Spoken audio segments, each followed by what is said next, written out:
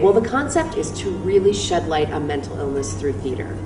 That's the mission, that's the goal, that's why we do what we do. And behind that is, okay, so why are we shedding light? Well, we're shedding light to generate awareness, because in my experience, there just is not a lot of awareness about what mental illness is. Now, there's a lot more than there used to be, but there's still a lot of misconceptions about what people actually think it is and what it is. I feel that those of us with OCD face a particularly staggering challenge. Are these things that a normal person would do? Over the last decade, I've experienced varying degrees of depression. I've learned about a lot of disorders that I didn't realize were considered under the umbrella of mental illness. You see the symptoms and they're often portrayed in a funny manner. It is a brain disorder. It's not because you're living your life badly. It's not because you're doing something wrong. If you have these internal problems, you're going to want to get out of yourself as much as you can. There isn't a quick fix. There isn't it's not just you find the right meds and it's over. Mental illness is closer than you think. If statistics are correct and 1 in 4 people will live with it, that means in any group of friends, someone is struggling. My life has gone from surviving to thriving. I was starting to enjoy being alive again. There have been setbacks, but I feel I am making progress. I believe that I am a good person, and I'm here for a purpose.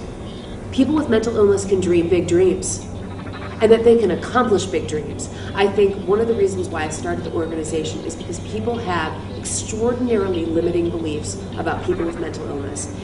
Jane Pauley has a mental illness, and she is an amazing broadcaster. Mike Wallace, also an amazing broadcaster. Abraham Lincoln was president of the United States. So these are people who have accomplished tremendous things and also lived with these disorders.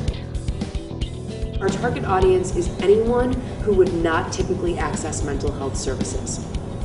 And so that goes across the board.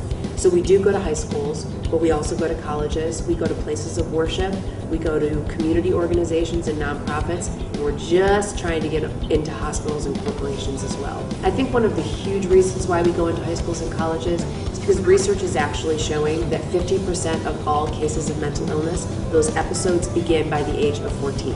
And then 75% have occurred by the age of 24. So high school and college age students are the most vulnerable population. That's when those episodes are happening. Research also shows that the education up to that point has been minimal.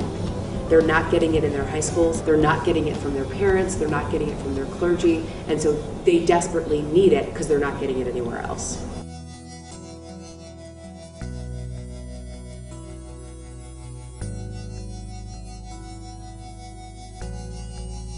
I love theater. I was a theater major in college, and actually when I was in college I was part of a social issue-based ensemble that used theater to address things like rape and things like disability issues and racism and homophobia on campus, and I saw how it impacted people in the college age situations. Theater is great because first and foremost it's entertainment.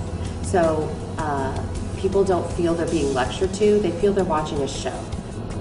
Our job as actors is to let emotions sort of play us. Erasing the Distance presents it in a way that allows an audience to actually enjoy learning about the topic and entertains them. What theater does is it just gives everyone a chance to talk about it in a safe way that isn't directly personal but will affect them personally.